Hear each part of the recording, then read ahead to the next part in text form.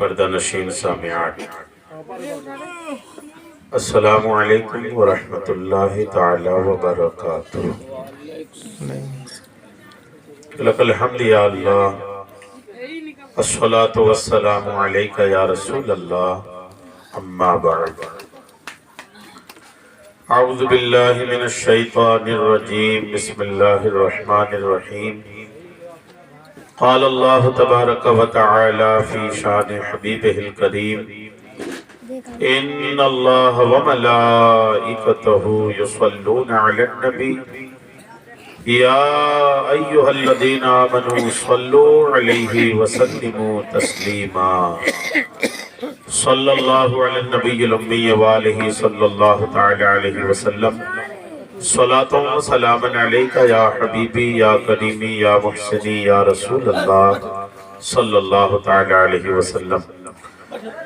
سرکار دو عالم، نور مجسم، شاہ آدم و بنی آدم، نبی مکرم، نبی محتشم، صلی اللہ تعالی علیہ وسلم پر درود و سلام پڑھنے کی بے شمار فضیلتیں قرآن و حدیث اور بزرگان دین کے اقوال و حکایات میں لکھی ہیں۔ عادت کے مطابق درود پاک پر آپ کی دلچسپی بڑھانے کے لیے ایک فضیلت سنانے کی سعادتیں حاصل کر رہا ہوں۔ توجہ کے ساتھ دل کے کانوں سے سننے کی سعادتیں حاصل کیجیے۔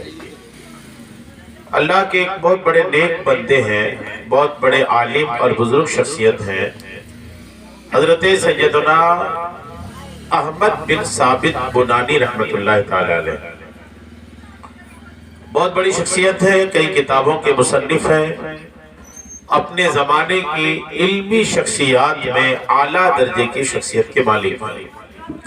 احمد بن ثابت بنانی رحمت اللہ علیہ نام ہے۔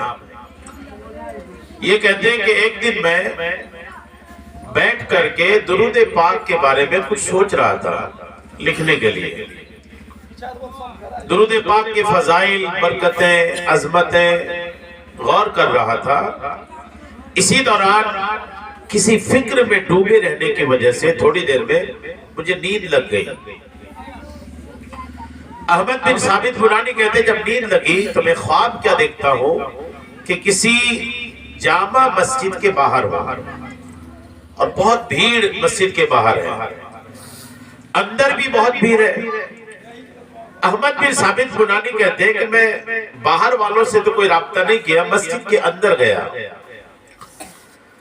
جا کر کے جب دیکھتا ہوں تو کیا ہے کہ اندر کا نظارہ مسجد کے اندر کا کچھ یوں ہے کہ اندر نہایت خوبصورت لوگ بیٹھے ہوئے ہیں، سب کے چہرے نہایت خوبصورت، چمکدار، پرنور چہرے والے مسجد کے اندر بیٹھے ہیں۔ احمد بن ثابت بنانی کہتے ہیں کہ میں نے ان میں سے ایک کو پاس بلا کر کے پوچھا، آپ لوگ کون ہیں؟ نہایت خوبصورت سب کے سب دکھ رہے ہیں۔ تو جن سے ان کی بات ہو رہی تھی انہوں نے کہا کہ میرا نام رومان ہے اور ہم لوگ انسان نہیں فرشتے ہیں اور مسجد میں اللہ کی عبادت کے لیے جمع ہوئے ہیں۔ یہ جو خواب دیکھ رہے تھے احمد بن ثابت بنانی، یہ کہتے ہیں کہ میں نے ان سے پوچھا کون کون فرشتہ آیا ہوا ہے؟ تو رومان نامی فرشتے نے کہا کہ بڑی خوشخبری کی بات ہے تمہارے لیے کہ آج مسجد میں حضرت سیدنا جبریل بھی ہیں، میکائیل بھی ہیں، اسرافیل بھی ہیں، اسرائیل بھی ہیں، بڑے بڑے فرشتے آئے ہوئے ہیں اور عبادت کر رہے ہیں۔ احمد بن ثابت بنانی جو خواب دیکھ رہے تھے وہ کہتے ہیں کہ میں باری باری سب سے ملنے لگا۔ جب کچھ لوگ کچھ فرشتے بچے تو میں کھڑے ہو کر گزارش کیا کہ آپ میں اسرائیل جو ہے میں ان سے خاص ملنا چاہتا ہوں۔ جو اسرائیل ہے، جو ملک الموت ہے، موت کا فرشتہ ہے، روح نکالنے کا کام جس فرشتے کا ہے، میں ان سے خصوصی ملاقات چاہتا ہوں۔ حضرت اسرائیل علیہ السلام ملک الموت جو روح نکالتے ہیں وہ فرشتہ سامنے آئے، ملاقات ہوئی۔ تو یہ جو خواب دیکھ رہے تھے انہوں نے ان سے پوچھا کہ آپ روح نکالتے ہیں، جب میری موت کا وقت آئے گا تو میری روح بھی آپ ہی نکالیں گے، اس لیے میں گزارش کرتا ہوں کہ میری روح جب نکالنے کے لیے آپ آئیں تو آسانی سے نکالیے گا، آسانی سے نکالیے گا، تکلیف مت دیجیے گا۔ جب میری روح آپ نکالیں گے تو اس وقت اتنا آسان کر دیجئے گا کہ کسی طرح کی کوئی تکلیف مجھے نہ ہو، کسی طرح کی کوئی مشقت مجھے نہ ہو، اس طرح آسانی سے میری روح نکالیے گا۔ احمد بن ثابت بنانی رحمت اللہ تعالی علیہ کہتے ہیں کہ جب وہ فرشتہ سنا کہ مجھے کہا جا رہا ہے کہ میری روح آسانی سے نکالنا، میری روح نکالنے میں مجھے تکلیف نہ دینا، جب انہوں نے یہ کہا نا تو وہ فرشتہ جواب کیا دیتے ہیں سنیے۔ ملک الموت کا جواب اپنے دل پہ نقش کیجئے۔ موت کی جو تکلیف ہوتی ہے، موت کے وقت جو مشقت ہوتی ہے، جب انسان کی روح نکالی جاتی ہے تو اس وقت جو تکلیف ہوتی ہے اس تکلیف کو توجہ دیجئے۔ کتابوں میں آتا ہے کہ اگر کسی زندہ جانور کی کھال ادھیڑی جائے تو اس زندہ جانور کو جو تکلیف ہوتی ہے اس سے زیادہ تکلیف گنہگار کو موت کے وقت تب ہوتی ہے جبکہ اس کی روح نکالی جاتی ہے۔ سیدنا عمر فاروق اعظم سے حضرت کعب احبار نے کہا تھا کہ حضور اگر کسی زندہ جانور کے پیٹ میں کسی کانٹے دار ٹہنی کو ڈالا جائے اور پھر اس کو نکالا جائے، کھینچا جائے، تو یہ ٹہنی ڈالنے اور زندہ آدمی کے پیٹ میں ڈال کر کھینچنے میں جو آدمی کو تکلیف ہوگی اس سے زیادہ تکلیف گنہگار کو تب ہوتی ہے جب اس کی روح بدن سے نکالی جاتی ہے۔ غور کریں اتنی تکلیف۔ احمد بن ثابت بنانی کہتے ہیں میں نے ملک الموت سے کہا سنیے جب آپ میری روح نکالنا تو آسانی سے نکالنا، مجھے تکلیف نہیں دینا، نہایت سکون سے میری روح نکال دینا۔ تو احمد بن ثابت بنانی کو ملک الموت جواب کیا دیتے ہیں وہ آپ سن لیجئے۔ ملک الموت کہتے ہیں آپ چاہتے ہیں کہ میں آپ کی روح آسانی سے نکالوں؟ بولے بالکل میں یہی چاہتا ہوں اور یہی گزارش کے لیے میں نے آپ سے ملاقات کیا ہے۔ تو جواب سنیے، ملک الموت کہتے ہیں کہ اگر آپ چاہتے ہیں کہ میں آپ کی روح کو آسانی سے نکالوں تو آپ اللہ کے آخری نبی پر کثرت سے درود پڑھا کریں، اللہ کے نبی پر درود پڑھا کریں۔ کون کہہ رہی ہے؟ احمد بن ثابت بنانی کو ملک الموت کہہ رہے ہیں۔ اگر آپ بھی چاہتے ہیں میں بھی چاہتا ہوں، کون نہیں چاہتا کہ موت آسانی سے آئے؟ موت کی تکلیف سے بچ جانا اپنے آپ میں ایک نعمت ہے، سب چاہتے ہیں۔ اگر آپ بھی چاہتے ہیں تو آج سے ہی ارادہ بنائیے کہ اللہ کے نبی پر کثرت سے درود پڑھیں گے۔ کثرت کا مطلب ہوتا ہے زیادہ، اور زیادہ کب ہوتا ہے آپ وہ بھی یاد رکھیے گا۔ علماء کرام اور مفتیان کرام لکھتے ہیں کہ اگر کوئی آدمی روزانہ 313 بار درود پاک پڑھے تو وہ کثرت سے درود پڑھنے والا کہلاتا ہے، یعنی وہ زیادہ درود پڑھ رہا ہے جو روزانہ 313 بار کم سے کم پڑھ رہا ہے۔ اس سے زیادہ بڑھا لے آپ، لیکن کم سے کم 313 بار اگر آپ نے درود پڑھنے کی عادت بنایا تو الحمدللہ جب موت کا فرشتہ آپ کی روح کو قبض کرے گا تو آسانی سے قبض کرے گا۔ آپ کہیے گا 313 بار ٹائم لگ جائے گا، تو بالکل نہیں۔ درود پاک چھوٹے الفاظ میں کم الفاظ میں بھی ہے، جیسے میں آپ کو سناتا ہوں الصلاۃ والسلام علیک یا رسول اللہ، یہ ایک بار ہو گیا۔ صلی اللہ تعالی علیہ وسلم، یہ بھی ایک بار ہو گیا۔ تو اگر آپ الصلاۃ والسلام علیک یا رسول اللہ اتنے سے درود کو 313 بار پڑھیں گے، 7-8 منٹ کے اندر آپ پڑھ لیں گے، تو آپ 24 گھنٹے میں 7-8 منٹ نکال کر کے اگر اس درود کو یا کوئی چھوٹی سی درود کو روزانہ 313 بار پڑھ لیں گے تو انشاءاللہ موت کے وقت آپ کی روح ملک الموت علیہ السلام آسانی سے قبض فرمائیں گے۔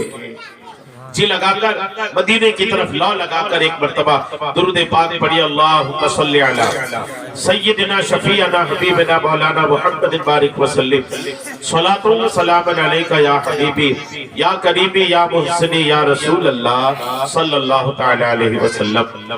شادی سے پہلے حصول برکت کے لیے یہ محفل رکھی گئی ہے۔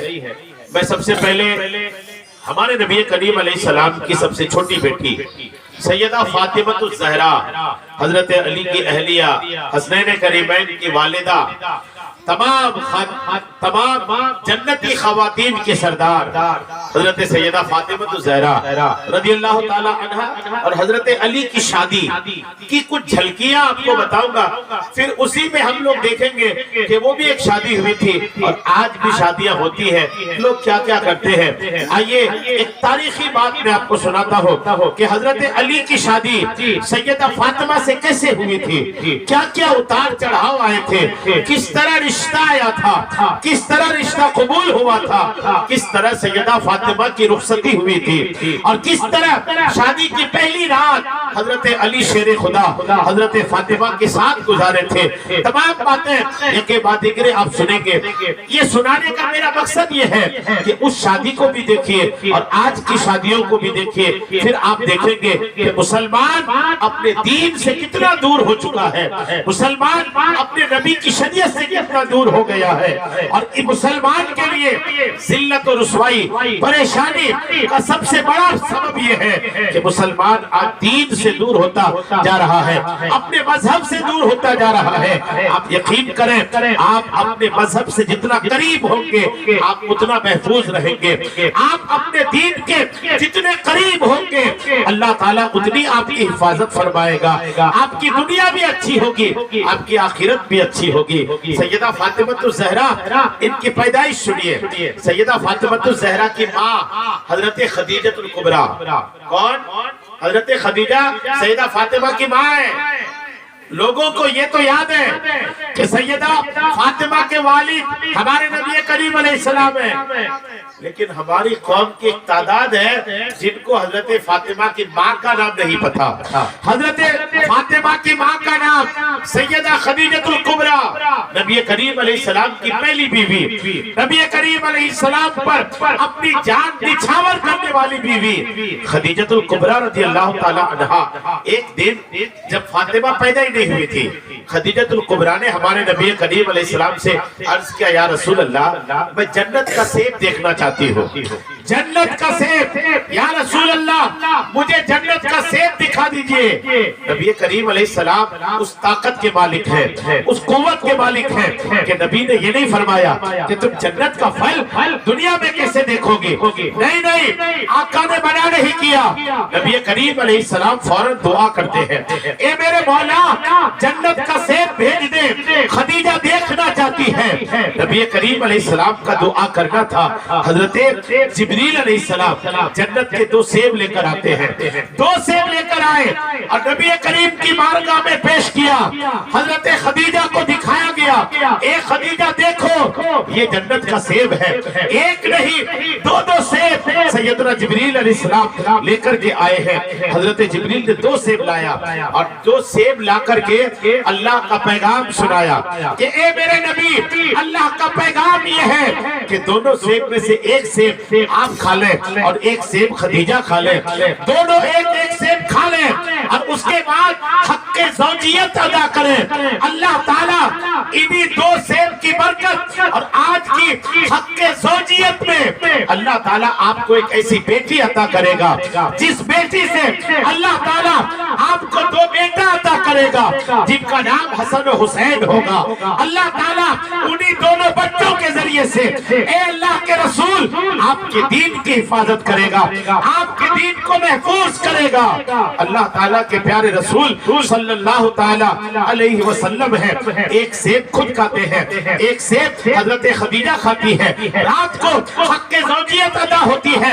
اللہ تعالیٰ اسی حق زوجیت کے بدلے میں حضرت خدیجہ الکبریٰ کو حمل عطا فرماتا ہے۔ 9 مہینے کے بعد حضرت فاطمہ الزہرا کی پیدائش ہوتی ہے۔ حضرت فاطمہ جب پیدا ہوئی نبی کریم علیہ السلام فرماتے ہیں جب مجھے جنت کی خوشبو سونگنی ہوتی ہے تو میں فاطمہ کو سونگ لیتا ہوں، جب مجھے جنتی حور کو دنیا میں دیکھنا ہوتا تھا تو میں فاطمہ کو دیکھ لیتا ہوں۔ فاطمہ کو ہمارے نبی کریم علیہ السلام دنیا میں جنتی حور کہتے تھے، دنیا میں جنتی خوشبو سونگنے کے لیے سیدہ فاطمہ کو سونگا کرتے تھے۔ سیدہ فاطمہ پروان چڑھنے لگی، آپ کی پرورش ہونے لگی۔ سیدہ فاطمہ الزہرا جب شادی کی عمر کو پہنچی، جیسے ہی شادی کی عمر کو پہنچی، سنیے اب آپ آتے ہیں شادی پر، سیدہ فاطمہ جب شادی کی عمر کو پہنچی، آپ یقین کریں مکہ شریف کے، مدینہ پاک کے بڑے بڑے خاندانوں سے نبی کریم کے گھر رشتہ آیا، بڑے بڑے گھروں سے رشتہ آیا، جس کے گھر سے بھی رشتہ آتا فاطمہ کے لیے تو نبی کریم فرماتے میری بیٹی کی شادی کا معاملہ اللہ کے فیصلے پر ہے، میں نہیں، میری بیٹی کی شادی کا فیصلہ خدا کرے گا، اور جن کے بارے میں خدا کا پیغام آ جائے گا میں ان کے ہاتھ میں اپنی بیٹی دے دوں گا۔ اور سنیے مزے کی بات، حضرت فاطمہ کی شادی کے لیے حضرت صدیق اکبر کا بھی رشتہ آیا، حضرت عمر کا بھی رشتہ آیا، بڑے بڑے صحابہ کے رشتے آئے، یہاں تک کہ صدیق اکبر جو بڑھاپے میں تھے، حضرت عمر بھی جوانی ڈھل رہی تھی، پھر بھی نبی کریم کی بیٹی کے لیے رشتہ بھیجا۔ آپ کہیے گا یہ بوڑھے لوگ، عمر دراز لوگ کیسے فاطمہ جیسی پھول سی بچی کے لیے رشتہ بھیج رہے تھے؟ آپ یقین کریں کسی نے پوچھا تھا صدیق سے، اے صدیق آپ اتنی چھوٹی بیٹی کے لیے، اتنی بچی کے لیے کیسے رشتہ بھیج رہے تھے؟ تو صدیق کا جواب سنیے، صدیق کہتے ہیں سنو سنو، میں یہ رشتہ اس لیے بھیج رہا تھا کہ اگر اللہ کے رسول یہ رشتہ قبول کر لیتے اور فاطمہ کو میرے نکاح میں دے دیتے تو رہتی دنیا تک اور دنیا کے بعد تک لوگ مجھے اللہ کے رسول کا داماد کہا کرتے، میں صرف اللہ کے رسول کا داماد بننے کے لیے، اس لیے کہ اللہ کے رسول کا داماد بن جاؤ۔ ہر آدمی چاہتا تھا فاطمہ سے میرا نکاح ہو جائے، لیکن سب جتنے رشتے آتے تھے نبی کریم سب کو کیا کہتے تھے کہ نہیں نہیں اللہ کے حکم کا انتظار ہے۔ وقت گزرتا گیا، ایک دن مسجد میں، سنیے تاریخی باتیں، ایک دن مسجد نبوی میں، مسجد نبوی کون سی مسجد؟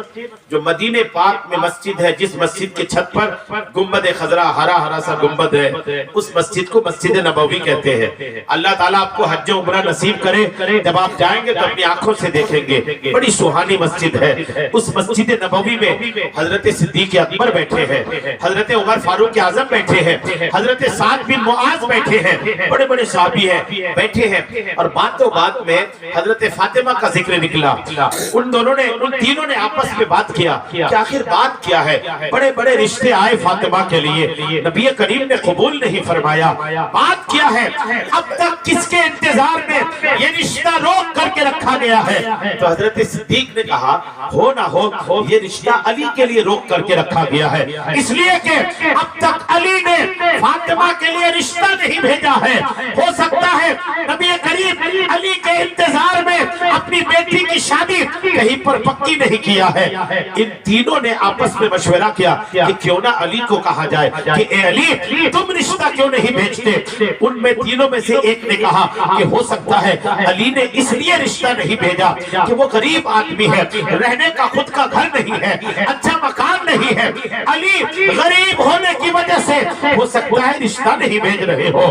حضرت صدیق نے کہا سنیے اگر علی نے غریبی کی وجہ سے رشتہ نہیں بھیجا ہے تو ہم سب مل کر کے علی کی اتنی مدد کر دیں گے کہ علی کی غریبی دور ہو جائے گی اور نبی کریم کی بیٹی کا نکاح بھی ہو جائے گا۔ تینوں نے آپس میں فیصلہ کیا اور وہاں سے اٹھتے ہیں، حضرت علی کے گھر جاتے ہیں۔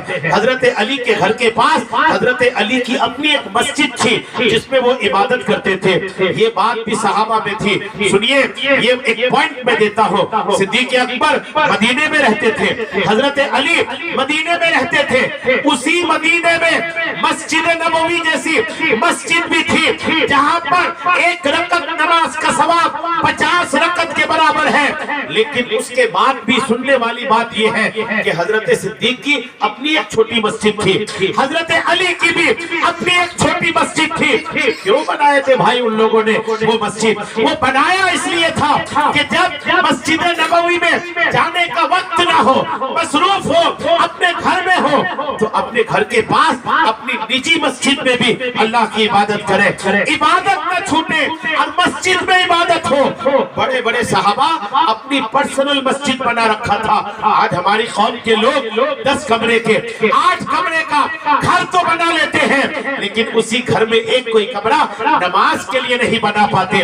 لوگوں کا ذہن نہیں ہے, لوگ خود بھی نماز نہیں پڑھتے, ہماری ماں بہن بھی نہیں پڑھتی. اب جب نہ خاتون نمازی نہ مرد نمازی, تو آدمی گھر میں نماز کا کمرہ کیوں بنائے گا؟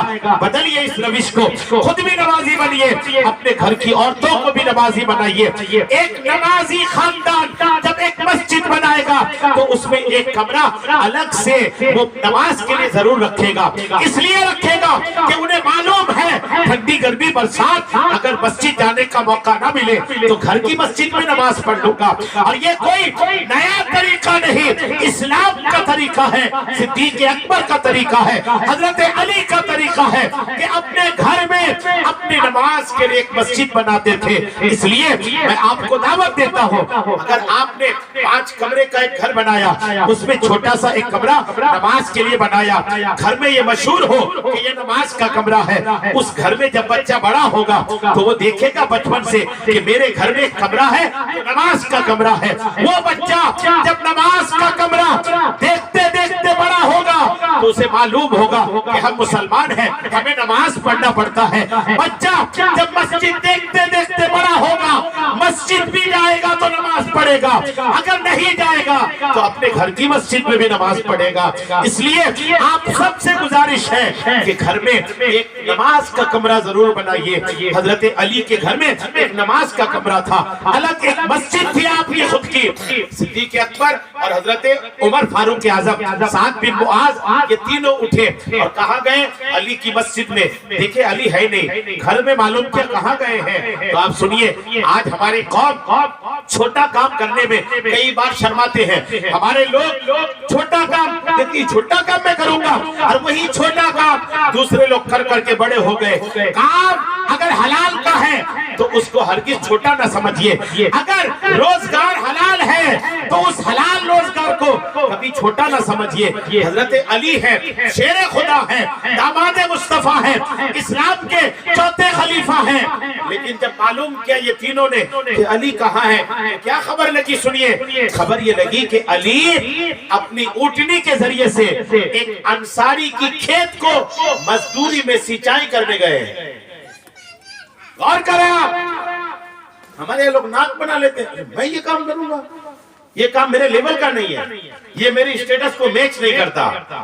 اور پھر یہ اپنا اسٹیٹس دیکھتے دیکھتے اس حالت تک پہنچتے کہ اپنا کوئی اسٹیٹس بچتا ہی نہیں, پھر وہ غربت کی زندگی آتی ہے. اسٹیٹس بنانے سے بنتی ہے.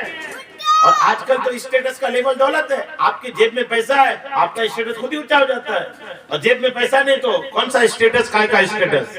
اس لیے کام سے کبھی نہ شرمائیے, حلال کا بس ہونا چاہیے.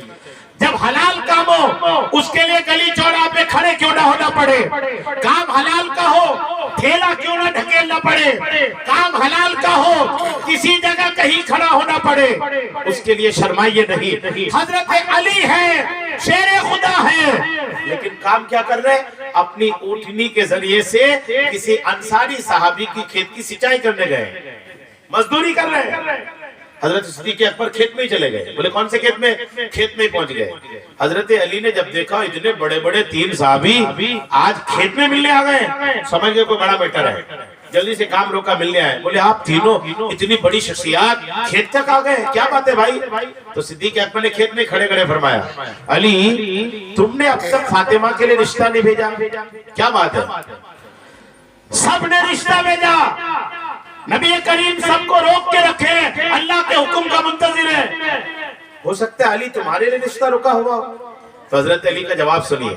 حضرت علی کہتے ہیں آپ لوگوں نے تو میرے دل کی بات چھین لی, میں بھی چاہتا تھا کہ فاطمہ سے میرا نکاح ہو, لیکن غریبی کی وجہ سے میں نے کبھی ہمت کر کے زبان پہ یہ بات لایا نہیں کہ میں فاطمہ سے نکاح کر لوں. صدیق نے کہا اے علی آپ کس غربت کی بات کر رہے ہیں, آپ کس دولت مندی کی بات کر رہے ہیں؟ اللہ کے نبی کی بارگاہ میں دنیا کی وہ حیثیت نہیں کہ کسی مکھی کے پر کی بھی جو حیثیت, اتنی بھی حیثیت نہیں ہے. نبی دولت نہیں دیکھتے. اے علی چلو رشتہ بھیجو رسول اللہ کے گھر میں. حضرت علی کہتے جب تائید ملی، حمایت ملی، سپورٹ ملا، حضرت علی کہتے جلدی سے اونٹنی گھر لایا، اونٹنی گھر میں باندھا، جوتے پہنے اور اللہ کے رسول کی بارگاہ میں آئے۔ اللہ کے رسول کی بارگاہ میں ہمارے نبی کریم علیہ السلام کی کئی بیویاں تھی۔ جس دن حضرت علی رشتہ لے کر آ رہے تھے اس دن ہمارے نبی کریم علیہ السلام حضرت ام سلمہ کے گھر میں ان کی باری کے دن ان کے حجرے میں تھے۔ حضرت علی نے ام سلمہ، ہمارے نبی کی بیوی کا نام، حضرت ام سلمہ کے گھر میں دستک دیا۔ دروازہ بند ہے، سنیے دروازہ بند ہے، باہر سے حضرت علی نے دستک دیا، اندر ام سلمہ بیٹھی ہے میرے آقا کی بیوی اور آقا تشریف فرما ہے۔ نبی کریم علیہ السلام فرماتے ہیں دروازے کے باہر جو دستک دے رہا ہے اللہ رسول سے وہ محبت کرتا ہے اور اللہ رسول بھی ان سے محبت کرتے ہیں۔ کتنی بڑی بات! فرمایا دروازے کے اس پار جو کھڑا ہے، ابھی آواز نہیں دیا، صرف دستک دیا، کنڈلی بجائی بس، ابھی آواز نہیں دیا۔ نبی کریم غیب کی خبر بتانے والے نبی دروازے کے اندر گھر سے ہی فرما رہے ہیں کہ باہر جو ہیں وہ اللہ رسول سے محبت کرتے ہیں اور اللہ رسول بھی ان سے محبت کرتے ہیں۔ حضرت ام سلمہ کہتے میں تو دیکھتی رہ گئی، میں پوچھی یا رسول اللہ کون ہے اتنی بڑی فضیلت وہ بھی اللہ رسول سے محبت کرے؟ یہ تو عام تھا کہ آدمی اللہ رسول سے محبت کر رہا ہے، لیکن یہ بات کہ اللہ رسول بھی ان سے محبت کرتے ہیں یہ تو بڑی بات ہو گئی۔ یا رسول اللہ کون ہے وہ؟ ہمارے نبی کا جواب سنیے، ہمارے آقا فرماتے میرا بھائی ہے، دروازہ کھولو۔ حضرت علی کہتے ہیں، حضرت ام سلمہ کہتے ہیں میں جلدی سے اٹھی، دوڑتی ہوئی دروازے کے پاس گئی کہ دیکھو کون ہے۔ جب دروازہ کھولی تو کیا دیکھتی ہوں کہ سامنے شیر خدا حضرت علی المرتضیٰ کھڑے، سامنے حضرت علی ہے۔ حضرت ام سلمہ کہتی دیکھیے طریقہ صحیح ہے، حضرت ام سلمہ کہتی ہے کہ میں دروازہ تو کھول دی، علی کھڑے ہیں، سیدھے علی اندر نہیں آئے۔ حضرت ام سلمہ کا بیان ہے کہ جب تک میں دروازے کے آڑ میں پردے میں چھپ نہیں گئی تب تک حضرت علی اندر نہیں آئے۔ جب تک پردے میں ام سلمہ چھپی نہیں تب تک حضرت علی اندر نہیں آئے۔ یہ اسلام ہے۔ ہمارے یہاں لوگ کسی کے گھر بھی گئے، ایک تو اب آواز دینے والی بات پہ ختم ہو گئی، دھر اندر گزرے۔ اسلام یہ ہے کہ آپ کے نبی فرماتے ہیں اپنی ماں کے کمرے میں بھی آواز دے کر گیا، ماں کے کمرے میں، حدیث پاک ہے ماں کے کمرے میں، اگر ماں اکیلے کمرے میں ہے نا تب بھی حدیث یہ ہے کہ آواز دے کر اندر جاؤ، یہ مذہب ہے۔ اور آج کل لوگ کسی کے گھر میں، کہیں بھی گھر میں، میری خالہ ہے، میری پھپھو ہے تو یہ میری بہن ہے تو چلے گئے اندر، بالکل نہیں، اسلام سختی سے منع کرتا ہے۔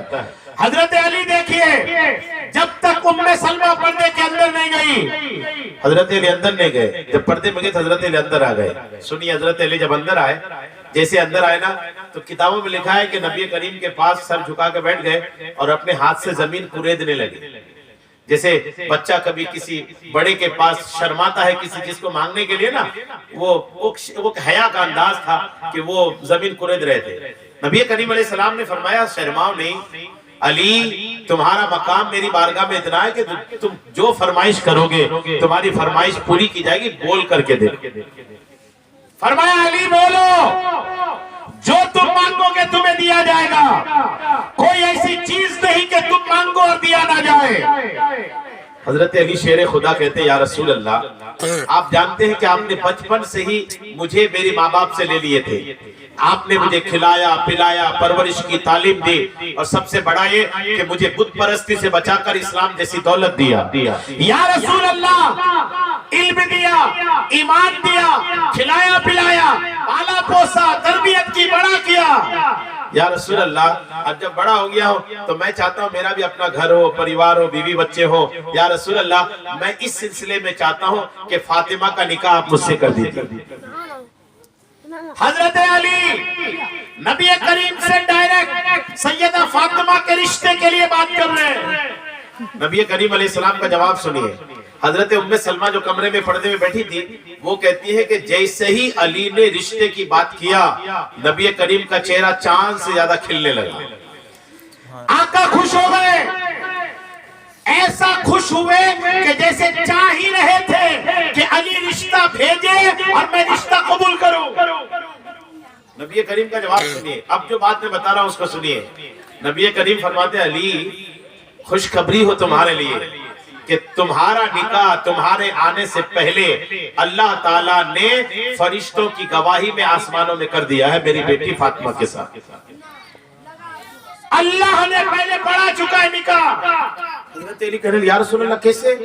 بولے تمہارے آنے سے پہلے اللہ تعالیٰ کا ایک فرشتہ میرے پاس آیا، بڑا عجیب فرشتہ تھا، اس کے کئی چہرے تھے، اور جب میرے پاس آیا مجھے سلام کیا اور مجھ سے عرض کیا یا رسول اللہ، جب جو فرشتہ میرے پاس آیا تو نبی کریم فرماتے میں نے ان سے پوچھا کئی چہرے تمہارے، کون ہو تم، کیا نام ہے تمہارا؟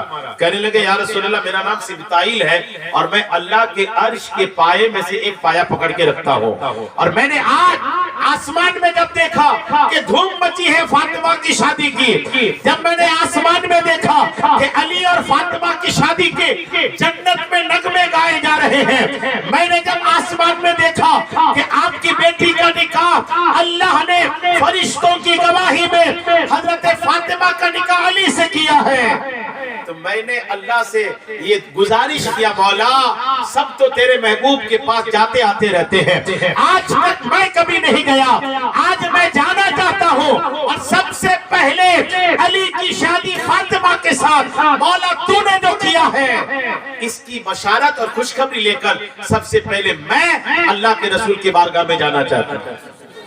کیا نام تھا ان کا؟ سبتائیل، نام یاد رکھیے گا، کیا نام تھا بولیے؟ حضرت سیدنا سبتائیل علیہ السلام۔ حضرت سبتائیل علیہ السلام جب نبی کریم کے پاس آئے کہنے لگے یا رسول اللہ، اللہ تعالیٰ نے جنت میں ایک درخت ہے جسے شجر طوبہ کہتے ہیں، کیا نام ہے درخت کا بولیے؟ یہ سب نام بھی یاد رکھیے، ہمارے لوگ پتہ نہیں کہاں کہاں کی چیزیں یاد تو رکھ لیتے ہیں اور لیکن دینی چیزیں یاد نہیں رکھتے، چیزوں کا نام یاد رکھیے۔ جنت میں ایک درخت ہے جسے بولتے ہیں شجر طوبہ، اتنی زبردست درخت ہے وہ، کہا جاتا ہے کہ جنت جتنی بھی ہے ہر جنت کے اوپر کسی شجر طوبہ کی شاخوں کا سایہ ہے۔ شجر طوبہ وہ خوبصورت درخت ہے جس کو اللہ تعالیٰ نے جنت کے لیے پیدا فرمایا۔ اللہ تعالیٰ اس درخت کی عظمت و شان دیکھیے، جو فرشتہ سبتائیل نبی کریم کے پاس آئے تھے کہنے لگے یا رسول اللہ، جیسے ہی شادی کی بات ہوئی فاطمہ اور علی کی تو اللہ تعالیٰ نے شجر طوبہ کو حکم دیا اے شجر طوبہ زیوروں کی بارش کرو، زیوروں کی برسات کرو۔ جب وہ درخت زیوروں کی برسات کیا تو وہ زیور جنت کی حوروں نے لوٹا، جنت کی حوروں نے جمع کیا، اور جنت کی حوریں وہ سب لے لے کر کے آپس میں ایک دوسرے کو قیامت تک تحفہ دیتے رہیں گے۔ حضرت سبتائیل نبی کریم سے بات ہی کر رہے تھے، کہنے لگے یا رسول اللہ میں آپ سے بات ہی کر رہا ہوں، بس جبریل بھی آنے ہی والے ہیں۔ اتنے میں حضرت جبریل بھی آ گئے۔ حضرت جبریل علیہ السلام نے ایک کپڑے کا ٹکڑا نبی کریم کو پیش کیا، نورانی کپڑا تھا، ریشم سے کچھ لکھا ہوا تھا۔ نبی کریم نے فرمایا اے جبرائیل کون سی کاغذ کا ٹکڑا ہے، کیا ہے اس کاغذ میں؟ تو حضرت جبریل کا جواب سنیے، حضرت جبریل عرض کرتے ہیں یا رسول اللہ، جنت میں جب آپ کی بیٹی کا نکاح حضرت علی سے ہوا، اس نکاح میں جن جن فرشتوں کی گواہی ہے اور نکاح جس نے پڑھا ہے وہ رب کریم جس فرشتے کو خطبہ پڑھوایا تھا، ساری چیزیں اس کاغذ میں لکھا ہے، اس کپڑے میں لکھا ہے، اب آپ کو دکھانے لائے ہیں، آپ اس میں مہر لگاؤ، پھر آپ کی مہر کے بعد یہ کپڑا جنت کے داروغہ حضرت رضوان کے پاس رکھا رہے گا، آپ اس میں مہر لگا دیجئے اور بشارت ہو اللہ تعالیٰ نے آپ کی بیٹی فاطمہ کا نکاح علی سے کیا ہے۔ بشارت دو ہے، ایک تو نکاح کی بشارت ہے اور دوسری بشارت اور خوشخبری یہ کہ اللہ تعالیٰ فاطمہ کو دو حسین و جمیل اولاد بھی عطا فرمائے۔ نبی کریم علیہ السلام نے حضرت فاطمہ کا نکاح کے بارے میں تو آسمانوں کا سن لیا، اب اس کے بعد فرشتے گئے ہی تھے کہ حضرت علی آ گئے۔ نبی کریم نے فرمایا علی جب تم آئے تمہارے آنے سے تھوڑی دیر پہلے فرشتے گئے ہیں اور خبر دے کے گئے کہ تمہارا نکاح آسمانوں پر ہو چکا ہے اور مجھے حکم دیا گیا ہے کہ میں بھی زمین پر تمہارا نکاح کر دوں. سنیے کیسے نکاح ہوا. نبی کریم نے فرمایا علی مدینے میں اعلان کر دو کہ ظہر کی نماز کے بعد سب لوگ مسجد میں جمع ہو جائیں اور مسجد میں سب کے جمع ہونے کے بعد سب کے بیچ میں اپنی بیٹی کا نکاح دنیا میں بھی تمہارے ساتھ کر دوں گا. حضرت علی کہتے میں جلدی سے اٹھا اور نبی کریم کے کمرے سے باہر نکلا, جلدی جلدی جا رہا تھا. صدیق اکبر سے ملاقات ہوئی. صدیق نے پوچھا علی کیا بات ہو گئی, بڑی تیزی سے جا رہے ہو, کیا معاملہ ہو گیا؟ تو جواب سنیے. حضرت علی کہتے ہیں الحمدللہ نبی کریم نے اپنی بیٹی کا نکاح میرے لیے قبول فرما لیا ہے اور اس سے بڑی بشارت اور خوشخبری تو یہ ہے کہ اللہ تعالیٰ نے میرا نکاح آسمانوں میں فرشتوں کی گواہی میں کر دیا ہے. اب اللہ کے رسول بھی میرا نکاح پڑھا دیں گے. چنانچہ سب ظہر کی نماز کے لیے جمع ہوئے. صحابہ مسجد میں کھچا کھچ بھرے ہیں. نبی کریم نے ظہر کی نماز پڑھی اور نماز پڑھنے کے بعد نبی کریم کھڑے ہوتے ہیں اور کھڑے ہونے کے بعد تمام صحابہ کے بیچ میں حضرت علی کی تعریف اس انداز میں بیان کرتے ہیں کہ اس سے پہلے اور اس کے بعد کبھی کوئی علی کی ایسی تعریف نہ کر پائے گا. اور اس کے بعد نبی کریم علیہ السلام فرماتے ہیں کہ اے لوگوں سنو, جنت میں اللہ نے میری بیٹی کا نکاح فاطمہ کا نکاح علی سے کر دیا ہے اور مجھے حکم دیا گیا ہے میں بھی سب کی گواہی میں اپنی بیٹی کا نکاح علی سے کر رہا ہوں. اور کمال کی بات سنیے, جب دینے کی بات ہو گئی نا اس کے بعد نبی کریم علیہ السلام نے حضرت علی سے فرمایا علی کھڑے ہو جاؤ, اپنے نکاح کا خطبہ خود پڑھو, اپنے نکاح کا خطبہ خود پڑھو. ہم لوگ تو نکاح پڑھاتے ہیں, ایک تعداد ہے ہماری قوم کے دولوں کی کہ جن کو نکاح پڑھانے والا کہتا ہے بیٹا پڑھو پہلا کلمہ لا الہ الا اللہ محمد الرسول اللہ, تو دولہا پڑھ نہیں پاتا, سن کے نہیں پڑھ پاتا, پڑھتا بھی ہے تو تمیز سے نہیں پڑھ پاتا. آج کا دولہا سن کر کلمہ نہیں پڑھ پاتا. اور نبی کریم علیہ السلام کے داماد حضرت علی وہ دولہا تھے کہ اپنی شادی اپنی نکاح کا خطبہ خود پڑھا, اپنے نکاح کا خطبہ خود علی نے پڑھا. نکاح ہو گیا, محفل چھٹ گئی. حضرت علی کہتے ہیں نکاح ہو جانے کے بعد رخصتی فوراً نہیں ہوئی, یہ سنیے گا, فوراً رخصتی نہیں ہوئی, نکاح تو ہو گیا. نکاح ہو جانے کے بعد حضرت علی کہتے ہیں کہ اس کے بعد جب میری ملاقات رسول اللہ سے ہوتی تو رسول اللہ فرماتے علی میں نے تمام خواتین میں جو سب سے سردار خاتون ہے اس کا نکاح تم سے کیا ہے مبارک ہو. رخصتی بھی نہیں ہوئی, ایک مہینہ گزر گیا. کتنے گزر گئے؟ ایک مہینہ. اچھا ایک بڑی پیاری بات چھوٹ رہی ہے, سنیے. جب حضرت علی رشتہ لے کر آئے تھے نا تو نبی کریم علیہ السلام نے پوچھا تھا علی تمہارے پاس مہر کے لیے کیا ہے, مہر میں کیا دو گے میری بیٹی کو؟ تو حضرت علی نے کہا یا رسول اللہ میری حیثیت کے آپ سے بہتر کون جانتا ہے, میرے پاس ایک تلوار ہے, ایک زرہ ہے, جنگی لباس اور ایک اونٹنی ہے. نبی کریم نے فرمایا تلوار تو رکھے رہو, جہاد میں کام آئے گا. اونٹنی بھی رکھے رہو, کماؤ گے کیسے, لیکن زرہ جنگی لباس تم شیر خدا ہو, تمہیں جنگی لباس کی حاجت نہیں, اس کو بیچو اور اسی کے بدلے میں اپنی بیٹی کا نکاح تم سے کر رہا ہوں. مسلمان کیسا ہوتا ہے دیکھیے, جنگی زرہ مطلب ہوتا ہے کہ لوہے کا لباس ہوتا تھا. آج بھی میوزیم وغیرہ میں پرانے بادشاہوں کا رکھا ہوا ہے, لوہے کا پورا لباس ہوتا تھا, اس میں تیر وغیرہ اگر لگے تو بدن میں پیوست نہیں ہوتا تھا. لوہے کا لباس پہن کر لوگ میدان جنگ میں اترتے تھے, زرہ بولتے ہیں اس کو. حضرت علی کا بھی تھا, جب نکاح کا وقت آیا مہر میں اس زرہ کو رکھا. اب جب زرہ کو مہر میں رکھا تب اسی کو بیچ کر شادی کی تیاری کرنی تھی. سنیے باتیں, نبی کریم علیہ السلام ہیں, صحابہ ہیں, اور صحابہ کے بیچ نبی کریم علیہ السلام نے اس زرہ کو اٹھایا, زرہ کی بولی لگائی. کون اس زرہ کو جتنی اس کی قیمت ہے اس سے زیادہ قیمت میں خریدے گا؟ کون اس زرہ کو اس سے زیادہ قیمت میں خریدے گا؟ لوگ بولی لگائے. کہا جاتا ہے کتابوں میں ہے کہ وہ زیادہ سے زیادہ 100 درہم کا تھا, زیادہ سے زیادہ. لیکن حضرت عثمان غنی رضی اللہ تعالی عنہ نے 100 درہم کے زرہ کو 400 درہم میں خریدا, بڑھا کر 400 درہم میں خریدا. اور جب 400 درہم میں خرید لیا نا مسلمان کیسا ہوتا ہے دیکھیے، جب 400 درہم میں خرید لیا، 400 درہم حضرت عثمان غنی نے حضرت علی کو دیا اور علی کے ہاتھ سے زرہ لے لیا۔ جب لے لیا تو حضرت عثمان غنی نے کہا آپ کو پیسے مل گئے؟ بولے ہاں مل گیا۔ میں زرہ لے لیا؟ بولے ہاں لے لیے۔ تو حضرت عثمان غنی کہتے ہیں کیا یہ بات صحیح نہیں کہ اس زرہ کا حقدار آپ ہی ہیں؟ آپ کو بہت جنگ لڑنی ہے تو میں یہ زرہ آپ کو تحفے میں دیتا ہوں۔ نہیں سنی آپ نے؟ سمجھ میں آ رہی ہے نہیں میری بات ہے؟ سمجھ میں آ رہی ہے نا؟ ایک تو 100 درہم کا زرہ 400 درہم میں خریدا، اور دوسرا پیسہ دیا، زرہ لیا۔ علی کو یہ نہ لگے کہ فری میں پیسہ دیے، پیسہ دیا، زرہ لیا، لیکن اس کے بعد محبت کے دکھائی کہ وہی زرہ واپس حضرت علی کو تحفے میں دے دیا۔ یہ اسلام ہے، یہ ہمارا مذہب، اور یہ مذہبی بھائی چارگی ہے۔ آج کا مسلمان بھائی چارگی کو تو جنازہ نکال کر دفن کر گیا ہے۔ مسلمان کی ترقی دیکھنا نہیں چاہتے، مسلمان کو آگے بڑھتے دیکھنا نہیں چاہتا۔ کسی کا بچہ اگر پڑھائی میں آگے جا رہا ہے تو اس کے پڑوس والے کو تو بڑے پریشان، بخار آ جاتا ہے ان کو، کیا ان کے بچہ آگے کیوں بڑھ رہا ہے؟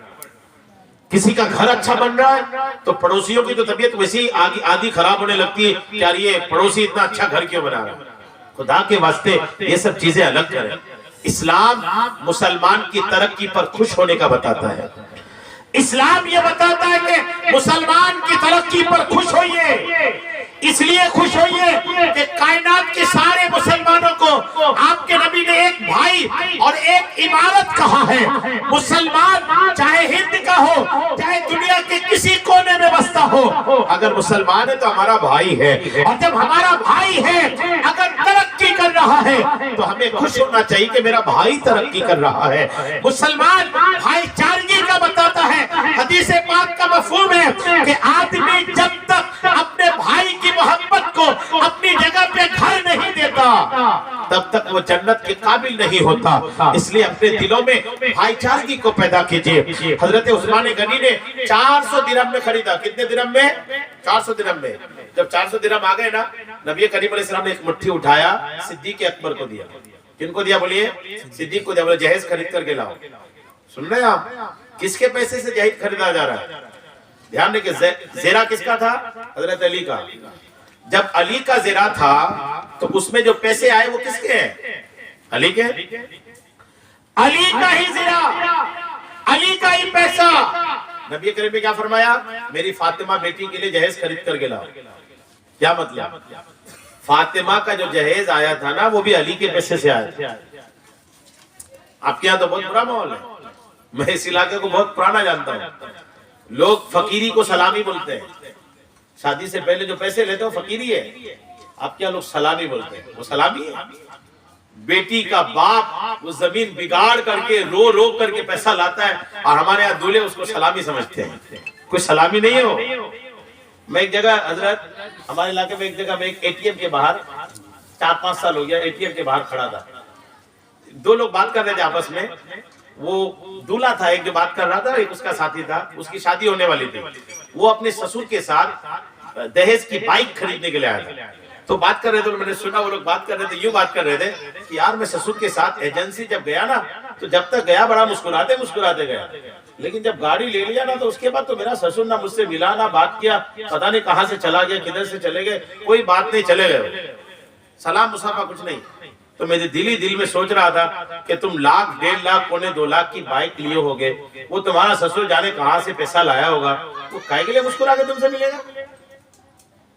رشتوں کا خون نہ کیجئے، ختم کیجئے ان چیزوں کو۔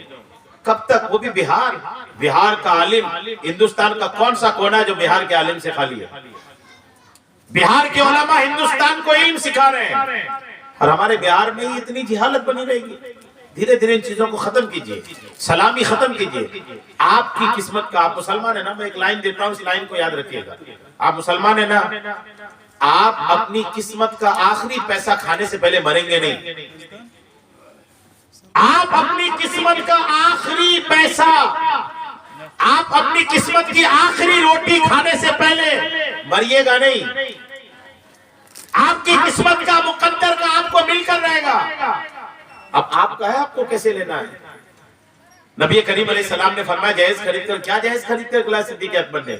صدیق اکبر نے جہیز خرید کر لایا ایک موٹے کپڑے کا گدا، چمڑے کا ایک دسترخوان، چمڑے کا ایک تکیہ، ایک کوزہ اور ایک گلاس، یہ خرید کر کے لے آئے. یہ دہیج تھا پورا حضرت فاطمہ الزہرا.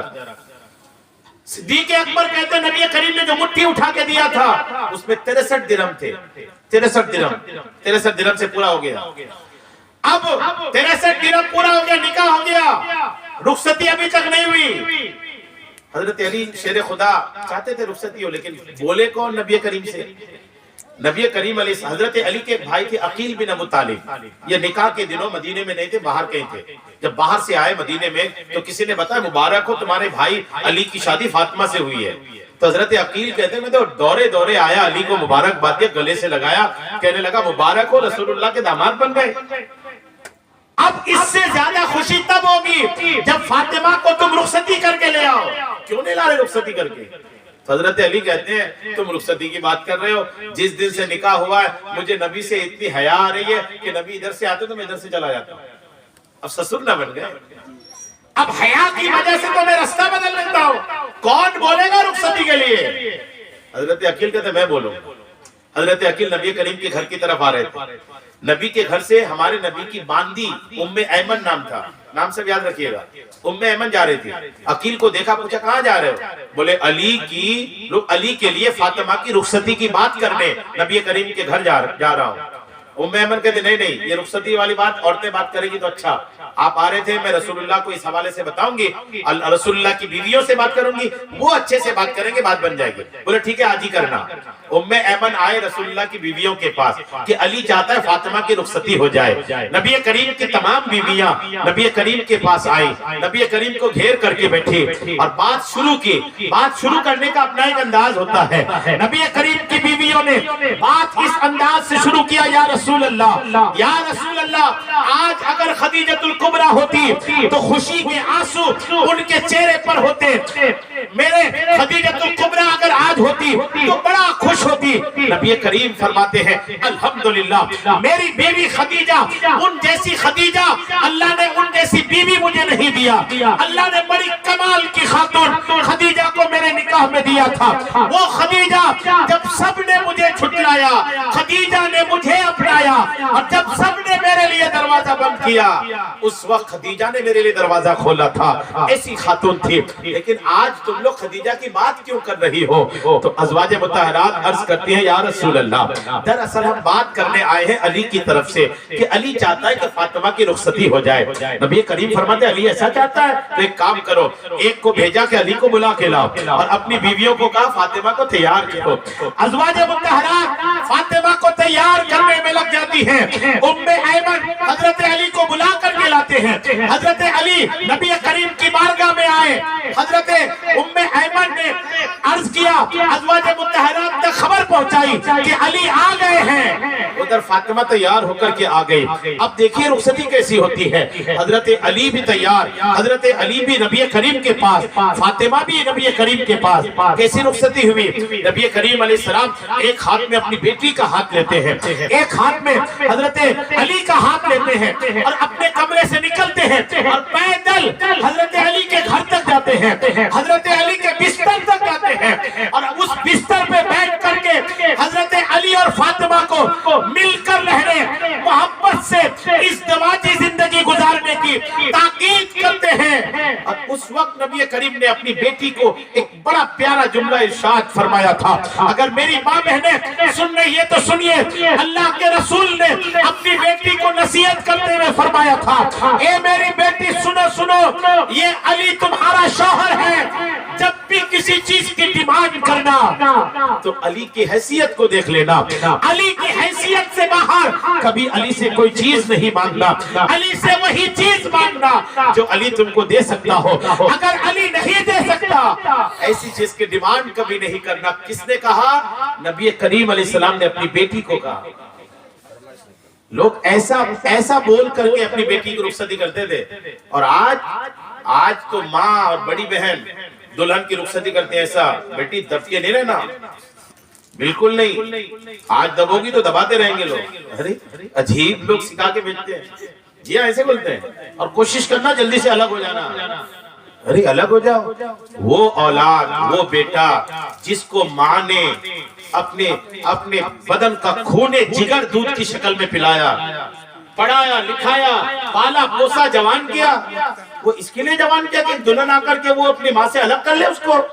اپنی بیٹیوں کو تاکید کر کے بھیجیے کہ بیٹی جب تک تمہارے ساس سسر زندہ رہے ماں باپ کی طرح ان کی خدمت کرو. اگر آپ نے بیٹی بھیجنا ہے تو آپ کو کسی کی بیٹی لانا بھی ہے.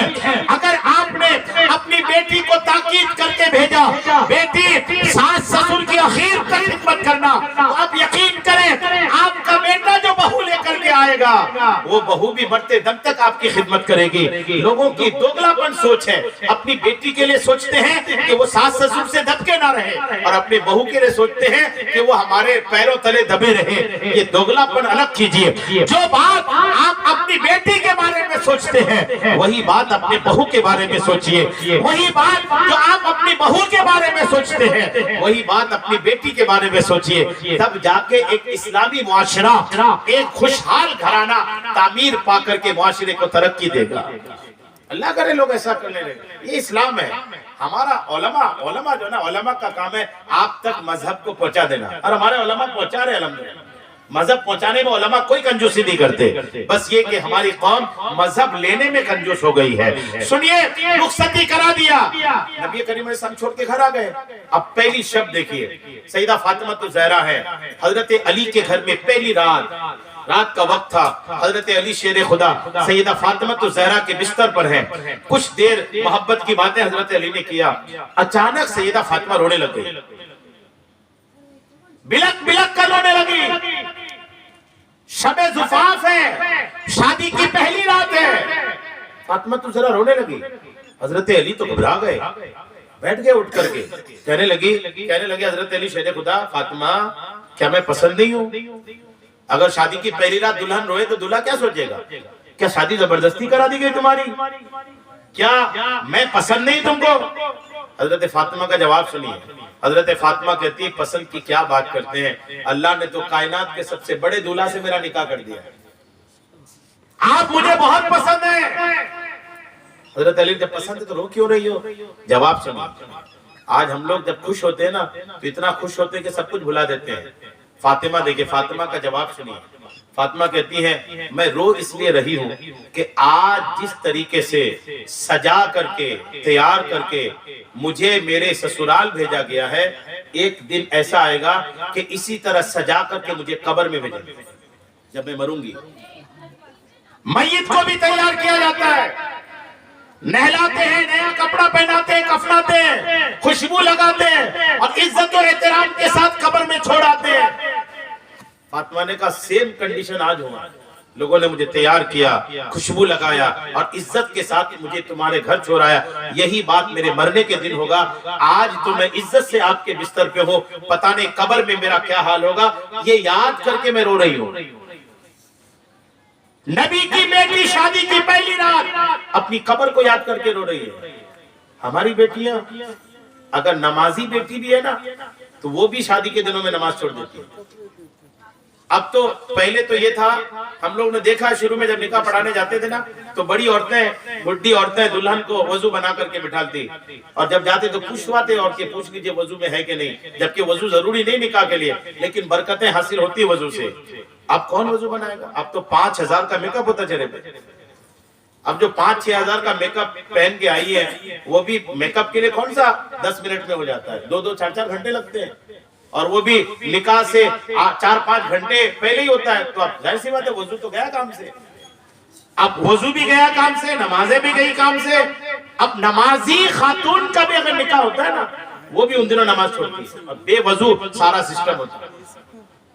اب یقین کریں دن کوئی بھی ہو، خوشی کتنے عروج پر کیوں نہ ہو، آدمی کو اپنی آخرت نہیں بھولنی چاہیے. یہ فاطمہ کا پیغام ہے.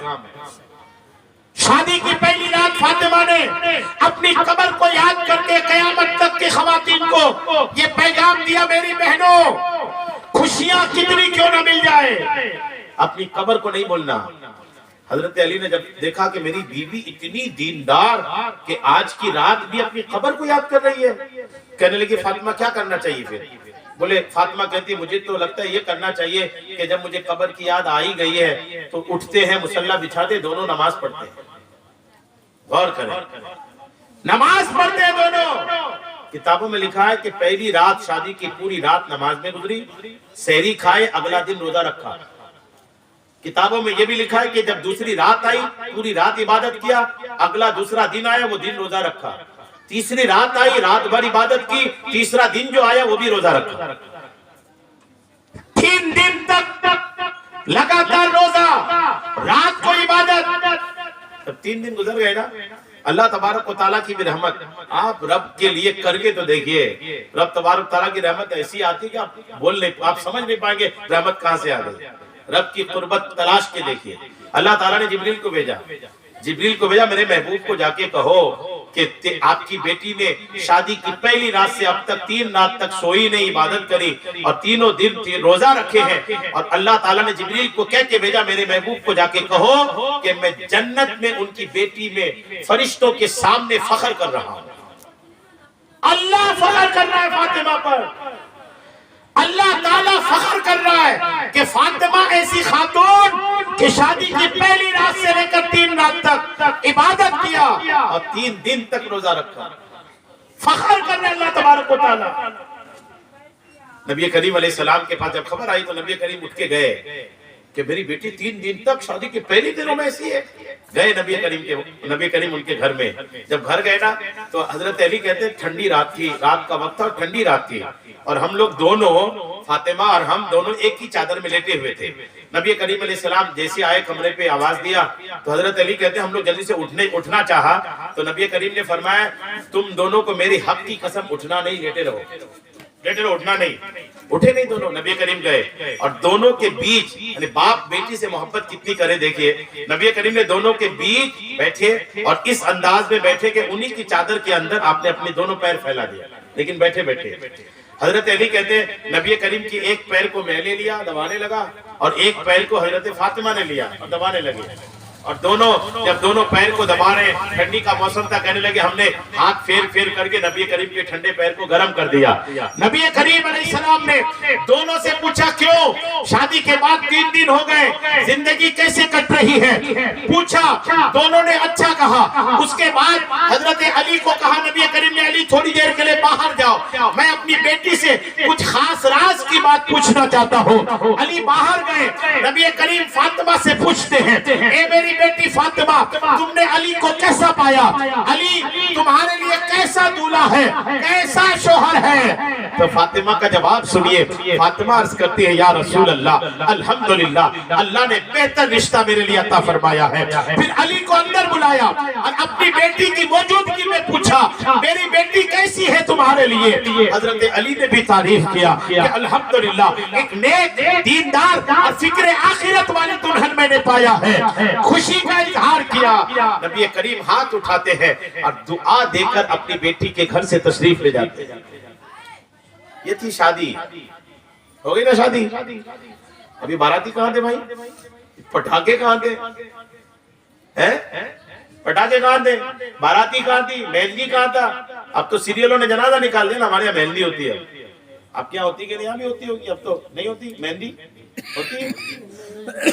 مہندی کہتے لوگ، جی اللہ رحم کرے، مہندی ہمارے بزرگوں نے لایا تھا کہ دلہن کو لگائے، دولہے کو لگائے، اب پورے رشتہ دار جتنے ہیں سب لگا دیں گے، اللہ رحم کرے۔ مہندی ہوتی ہے، اور مہندی میں بھی بعض جگہ ایسا ہو گیا ہے کہ جتنے لوگ آئے سب پیلے کپڑے پہنے گے، سب پیلے کپڑے، اب عجیب عجیب حالات ہو گئے لوگوں کے، اور سب پیلے پیلے کپڑے ہو کر کے ہلدی کھیلیں گے۔ عجیب بے برکتیاں لائے لوگوں نے شادیوں میں۔ بارات، آپ یقین کریں بارات میں کیا ہوتا ہے؟ بارات میں مان لیجئے ایک بات میں آپ کو عرض کر رہا ہوں، معاشرہ سماج ہے، سماج میں جو ہو رہا ہے، جو غلط ہو رہا ہے اس کو نوٹس کرنا چاہیے۔ ایک دولہا 10 گاڑی کیا بارات کی، ٹھیک ہے، 10 گاڑی گئی، آپ کو کیا لگتا ہے کھانا کھانے کے بعد کتنی گاڑی دولہے کی سسرال میں بچی رہتی ہے؟ مشکل سے 1 گاڑی۔ 9 گاڑی والے کیا کرتے ہیں معلوم؟ یہ 9 گاڑی والے گھر سے تیار ہو کر کے نکلے، گاڑی میں بیٹھے، گاڑی سے اتر کے پنڈال میں کھانا کھایا، کون دولہا؟ باہر میں جائے تمہاری شادی، باہر میں جائے تمہارا نکاح، باہر میں جائے تمہاری رشتہ داری. ہم نے تو کھانا کھانے آئے تھے، ہم نے کھانا کھایا، واپس گاڑی میں بیٹھی، ڈرائیور کو بولا چلو اب تم آتے رہنا، ہم تو گھر میں جا کے سو رہے ہیں. اس طرح کی باراتی کی کوانٹیٹی بڑھانے کے لیے لوگ سجا لیتے ہیں 200 باراتی، 250 باراتی، اور پھر 200 250 باراتی لے جائیں گے تو لڑکی والے کیا اسپیشل انتظام کریں گے؟ پھر آگے بول جائے ہوتے انتظام ہی اچھا نہیں کیا.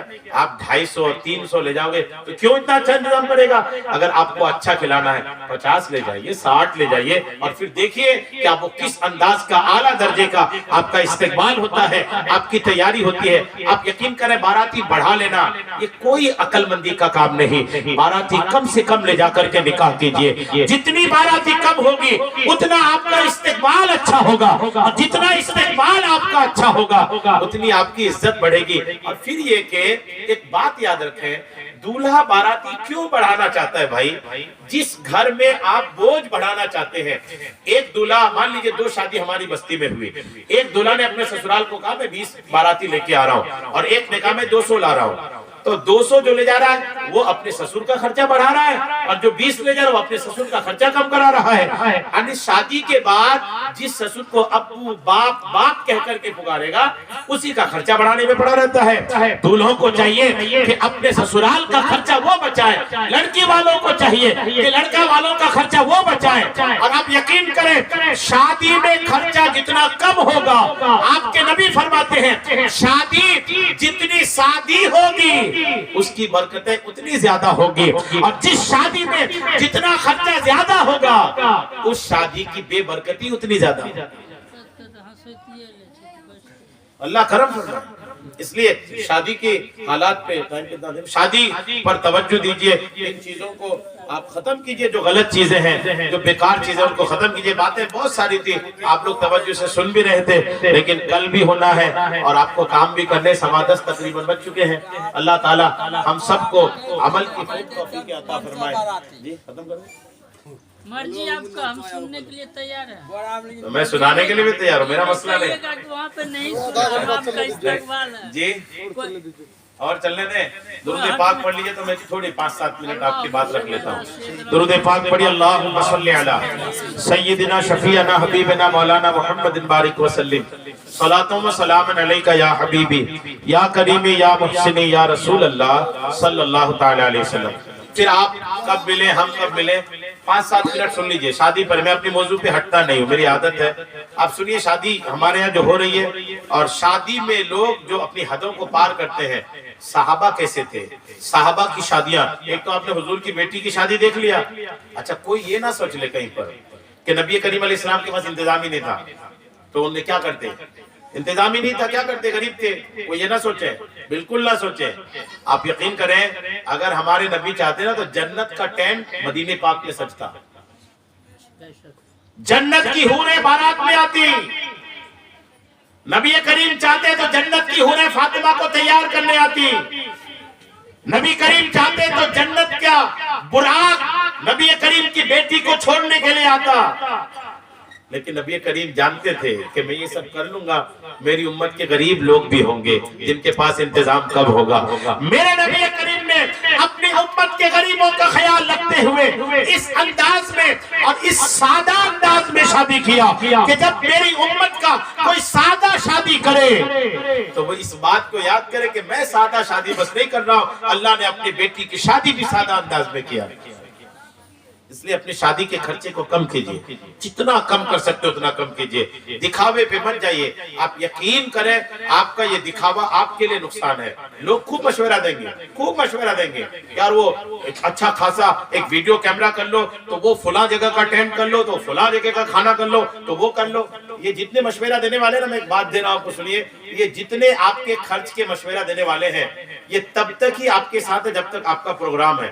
پروگرام کے بعد اب آپ جانے، آپ کا قرضہ جانے، آپ جھیلتے رہیے. میں تو گیا گھر کھا لیا، پھر آپ کو کبھی فون لگا کر پوچھیں گے نہیں کہ آپ کا قرضہ مٹا کے نہیں، آپ نے ٹینٹ والے کو پیسہ دیا کہ نہیں، کیمرہ والا پورا پیمنٹ لے کے گیا کہ نہیں، وہ کوئی نہیں پوچھے گا۔ اور اگر اس کے بعد آپ نے بھول سے کسی دوست کو جو مشورہ دے رہا تھا نا، اگر آپ نے ان کو فون لگا لیا کہ آپ تھوڑا پیسہ گھٹ رہا ہے، تو کہیں گے تھوڑی دیر بعد لگانا، پھر آپ لگاتے رہو، فون نہیں اٹھانے والا ہو۔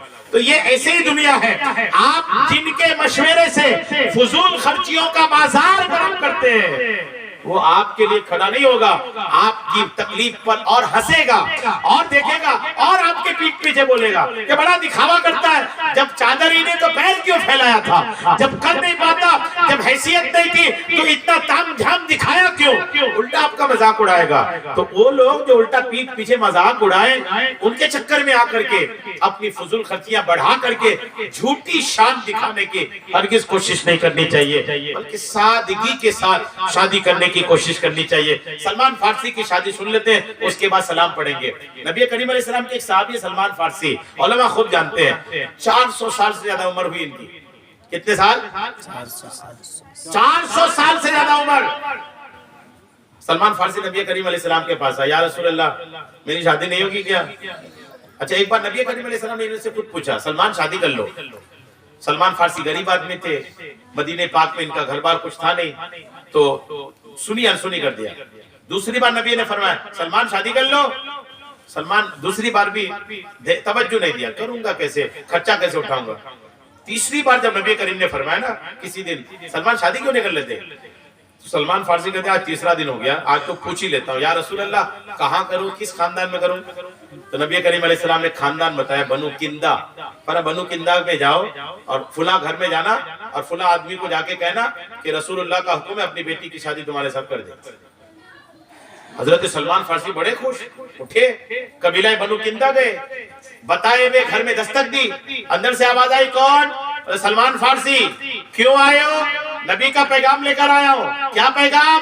بولے اپنی بیٹی کا نکاح مجھ سے کر دو، رسول اللہ کہہ رہے ہیں۔ اب وہ جو بندہ تھا نا وہ کہنے لگا یہ اچھا سلمان فارسی جو تھے یہ مدینے کے نہیں تھے، یہ فارس کے تھے، یہ عربی نہیں تھے، عربی نسل نہیں ہے، دوسری جگہ کے تھے، کوئی خاندان کا پتہ نہیں، کوئی ذات پات کا پتہ نہیں، مسلمان تھے، خاندان کا کوئی پتہ نہیں تھا۔ تو وہ بندہ کہنے لگا جو اندر لڑکی کا باپ تھا، وہ کہنے لگا سلمان فارسی، نہ ان کے خاندان کا پتہ، نہ فیملی کا پتہ نہیں کہاں کا ہے، کون ہے، کیا ہے، مسلمان ہوا ہے آ کے یہ تو معلوم، لیکن کیا خاندان ہے کیا کچھ تو معلوم ہی نہیں، میں اس کو اپنی بیٹی دے دوں گا۔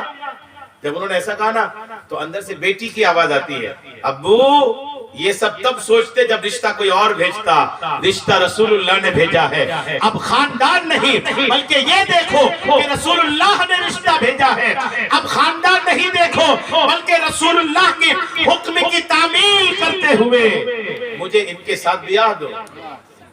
الحمدللہ بات ایسی ہی ہونی چاہیے، جب کہا جائے کہ نبی نے یہ فرمایا تو آمنا صدقنا، اپنا سر جھکا دینا چاہیے۔ جب بیٹی تیار تو اب کیا کرتے، نکاح کر دیے۔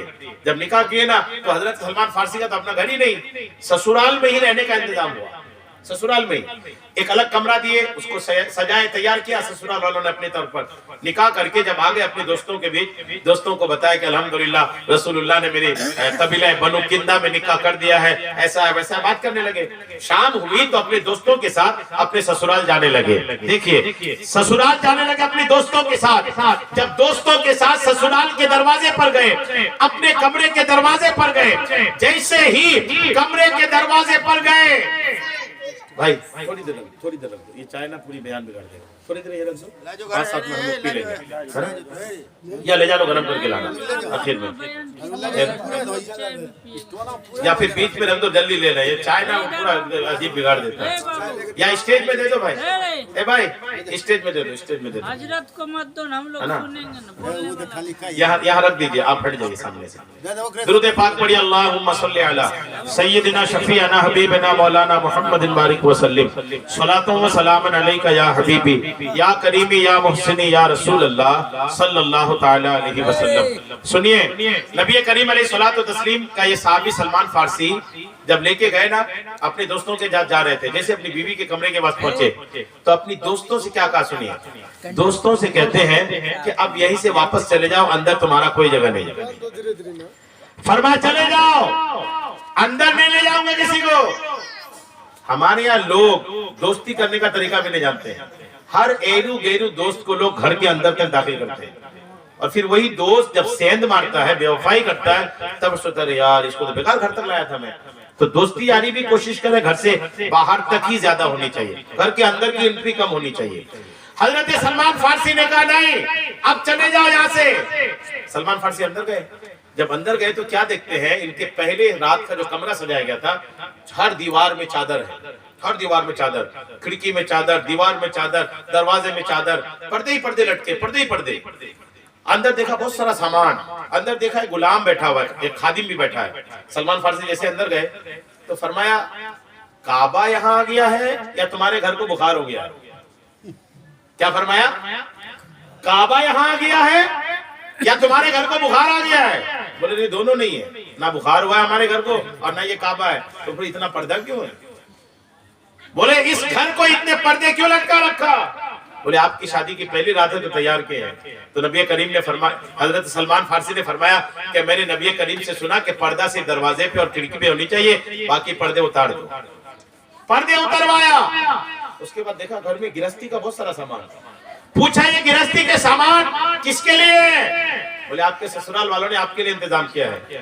تو اس وقت سلمان فارسی نے ایک بہت پیارا جملہ کہا تھا, اس کو سنیا.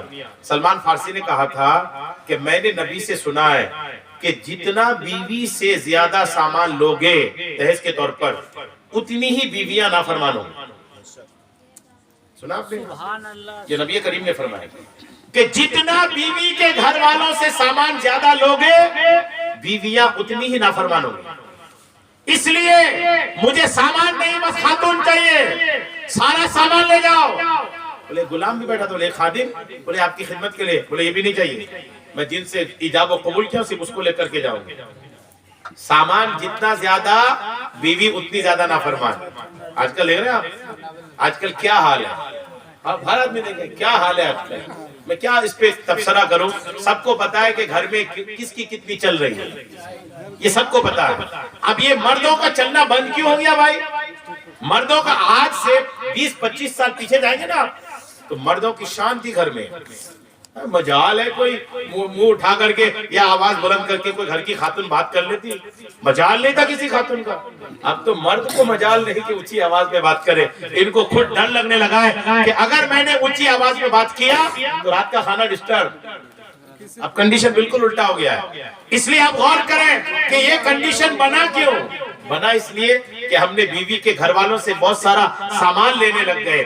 اور آخری بات سنیے, سلمان فارسی رضی اللہ تعالی عنہ رات گزارے, اور رات کے جب شروعات ہوئی سلمان فارسی نے اپنی بیوی کے پیشانی پر ہاتھ رکھا اور ہاتھ رکھ کر کے برکت کی دعا کیا اور فرمایا اے میری بیوی, کیا آج کی اس رات ہماری زندگی کی شروعات, کیا ہمیں اللہ کی عبادت نہیں کرنی چاہیے؟ بولے بالکل کرنی چاہیے.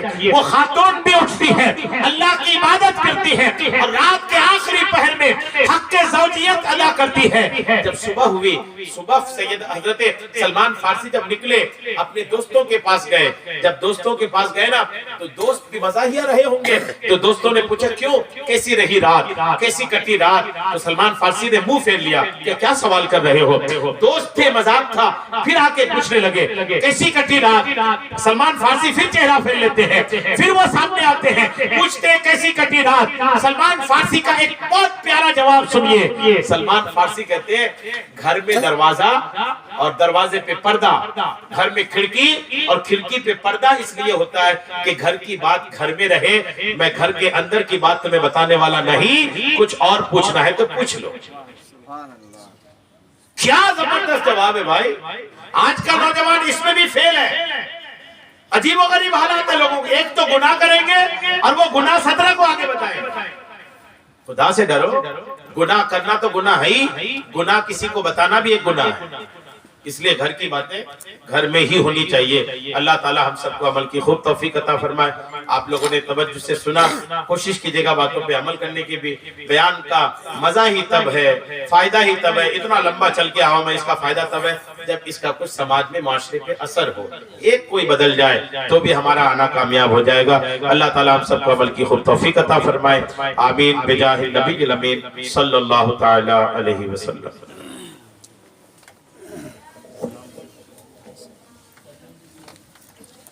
بتاؤ